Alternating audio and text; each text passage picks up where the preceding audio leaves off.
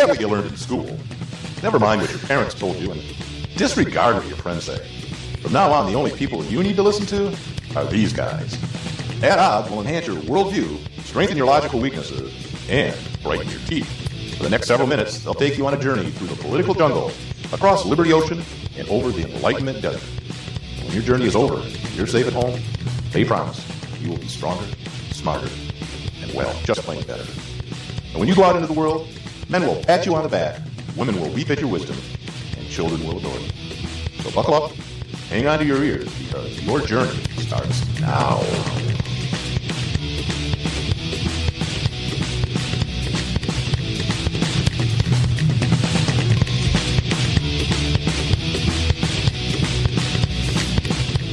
December 7th, 1941,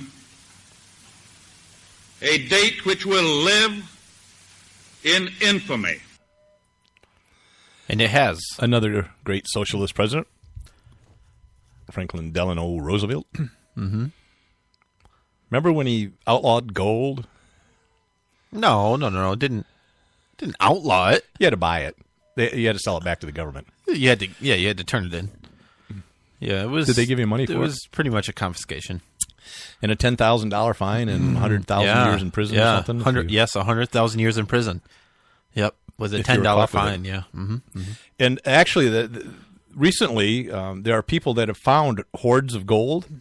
Yeah. And the government has claimed them, saying it wasn't turned in. Oh, yeah, yeah. We've talked about those stories on here. Like, it's not finders keepers, it's finders turn it into the government. Yeah. And I think we had other stories where they did keep them, but they had to pay taxes on it. Which is even more... Yeah, I don't know. No, it's ridiculous. It's income, I suppose. Yeah, it's income. But I also heard a story of somebody that buried like $25,000 cash in his backyard. Then when he finally got around to dig it up, it turns out paper doesn't last forever. Doesn't work well. Yeah. Lost a bunch of money there. One of the intrinsic reasons that gold is valuable is it doesn't oxidize very well and break down. It's very stable. Yeah. Yep. It's like lead, but lead's so common that... But, like everything else, it's only as valuable as what people are willing to pay for. will take. Right. Will take it for, right? I mean, if you have a brick of gold and I have a chicken and we're both starving... Right. I'm not going to sell it to you. Well, I'll scrape the gold off into some hot water and make gold tea. There you go. I don't know if that'll fill you up a whole lot, but you can do that. I'll have plenty of gold in my system. Then you will kill me, melt me down, and go buy another chicken. Buy a chicken with my gold. Right. That is absolutely true. On the other hand, there's always going to be people that are going to have plenty of chickens that will be happy to trade their chickens for your gold. I don't know. Well, it's lasted. It's the test of time. It has. Gold has been valuable for a long time. Well, so it's the dollar. Not as long as gold. No, probably not. No, because people bury them in the ground. But I think work and services have been valuable longer than gold. Trade. I don't know. Like bartering, sort of just in general. But I'm going to retract that a little bit because there were places that, wasn't there Native Americans that had gold and didn't think it was very valuable because it was too soft to, make tools with? Right. And so they didn't care. They wanted copper. It was a little bit harder. And then they could make, bronze and all that, and gold was... Yeah. So, it depends. It depends on the society. Absolutely. Right. And if we're talking... they used to trade puka shells, and stuff like that. If we're talking end of the world, zombie apocalypse type of thing, the gold's not really going to be too valuable. Becomes worthless. Yeah. A bottle of whiskey will be much more valuable for trading. Yeah, right. Mm-hmm. Yep. Ammunition, that sort of thing. Women, what were you... Women. Well, go ahead. I guess you like... I got nothing. Well, yeah, you do. Our little thing? It's your little thing. All right. Well, I can say today's Thursday, October 15th. We all have a job to do. Summer's over. We're in the fall, and October, my favorite month. Mm-hmm. You get those Indian summer days where it's nice and warm, but not too warm. And you have those crisp blue skies with those white, puffy cotton clouds. Yeah. And the sunsets are beautiful. And trees and the leaves are changing Yeah. color over most of the country, and you have nice cool nights so you can sleep well. Most of the country. There's some countries that don't have a lot of change in colors of the trees.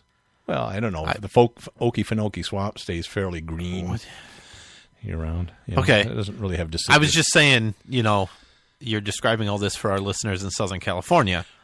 right, and but they okay. have some changes because then They planted, have some changes. They planted trees from the northwest and the northeast. Sure. But what I love about October is in the evenings. You can sit out by the campfire. You can go to bed early because it's really dark. Yeah, and you have a nice cigar and a nice maybe a nice A whiskey. Cuban? You have a Cuban. Well, he would bring you the whiskey, and you have a nice cigar, and he would trim it off for you and light it. Go, here you go, gringo.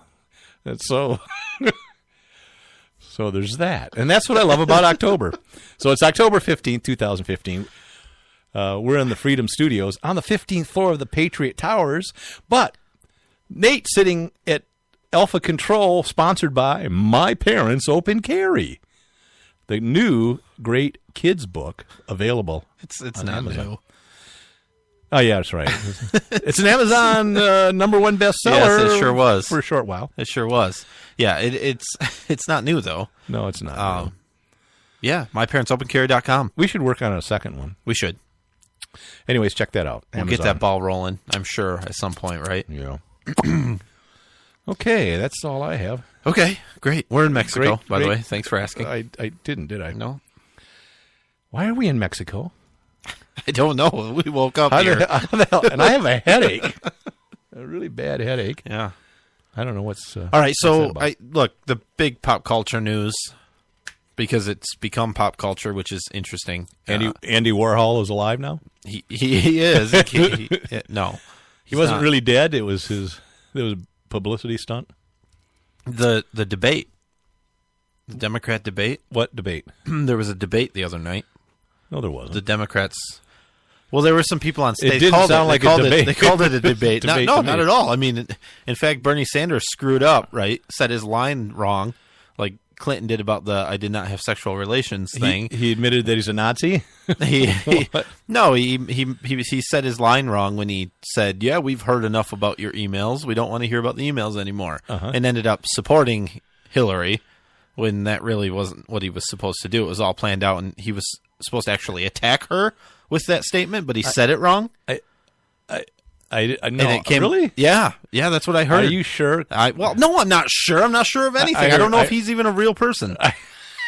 I think is he Colonel Sanders' son? Oh, jeez. I think he meant that. I heard he didn't. I heard heard one he commentator said it wrong. Wrote an article saying that, and that was the moment that Bernie Sanders handed his testicles to Hillary Clinton. Now she has two sets. Yeah, One hers, one I got Bernie's. it. I got it. That we know of. Yeah, right. There could be far more. So I don't know. It was She could. Have you ever seen hard-boiled eggs, pickled eggs in a jar? I think that's what she has, full of testicles. boy. Okay. So She's a man-eater. in general, Look out, here she comes. in, Look out, boy, she'll chew you up. Are you done? Oh, she's a man-eater. I am now. Okay. Did you watch the debate? I watched I know you some watched of- some of it. some of it. It was I can't say the word.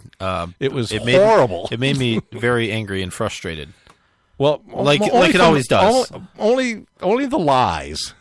Yeah, the entire thing. Yeah, the entire thing. Well, except for maybe one or two statements from Jim Webb.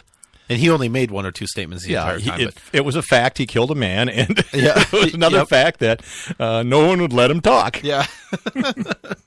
Well, they've been going back and forth for 10 minutes, and you'll hear some of that. I think we're going to play the highlight of the debate. I don't know if you want to do that now or you want to talk about No, we'll talk. Bernie and Hillary a little more. We'll do that because it's about guns. We'll do a little bit later. Okay. We could look into some of the fact checking that was done.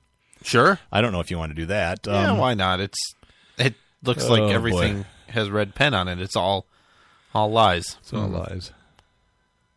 Are you doing it or? Well, I'm trying to get it here. Let's see, because it's very confusing. What's confusing?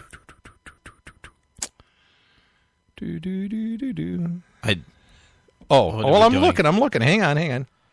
Oh boy. Here's my okay. Where is the?